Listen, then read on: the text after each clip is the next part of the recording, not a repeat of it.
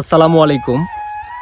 আপনারা হয়তো অনেকেই জানেন না যে ফেসবুকের উইকলি চ্যালেঞ্জ, এটা নিয়ে অনেকে কথা বলেন যে ফেসবুকের উইকলি চ্যালেঞ্জ মানে সাপ্তাহিক যে একটা চ্যালেঞ্জ থাকে বা সাপ্তাহিক যে একটা টার্গেট থাকে, এই বিষয়টা আপনারা টার্গেট ফ্লাপ কিভাবে করবেন, এটা কিন্তু অনেকের মাথায় ধরে না। যার জন্য আপনি মনে করেন অনেকের কাছে স্টার চান, তারপর আপনার ফলো চান, লাইক কমেন্ট চান বা ভিডিওর ভিউ চান। তো এই কাজগুলো কখনো করবেন না। আপনার কিন্তু ফেসবুকে এই টার্গেটটা শুধু আপনার জন্য দেয় না। যারা মোটামুটিভাবে পেজে কাজ করতেছেন বা প্রোফাইলে কাজ করতেছেন, এটা কিন্তু সবার জন্যই, ঠিক আছে? তো আপনি যদি আপনার কাজটা প্রতিনিয়ত পারফেক্টলি করে যান, এই যে আমি যেভাবে করি আমারটা কিন্তু অটোমেটিকলি ফ্লাপ হয়। ধরেন এক সপ্তাহের চ্যালেঞ্জ কিন্তু আমার 2 দিনই ফ্লাপ হয়ে যায় বা 3 দিনই ফ্লাপ হয়ে যায়। কেন হয়? এই যে আমি প্রতিনিয়ত কাজ করতেছি, যার জন্য কিন্তু আমার টার্গেটগুলো ফ্লাপ হয়।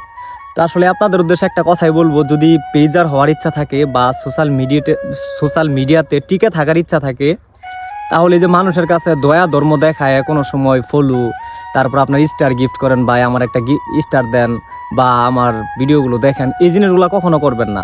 আপনি আপনার চেষ্টা চালিয়ে যান। এই সপ্তাহে যদি না হয় সামনের সপ্তাহে হবে। তো এইভাবে আপনি একটা টার্গেট নিয়ে কাজ করেন যে আমি ভিডিও নিয়ে কাজ করব, বাকিটুকু ফেসবুক এবং আল্লাহর উপর ছেড়ে দিব। তাহলে আপনি সফল হতে পারবেন। আপনার কোনো ধরনের প্যারা নেওয়া লাগবে না। আপনি যদি প্ল্যাটফর্মে টিকে থাকতে চান, আপনি প্রতিনিয়ত কাজ করেন, টার্গেট আপনার অটোমেটিকলি ফ্লাপ হবে ইনশাল্লাহ।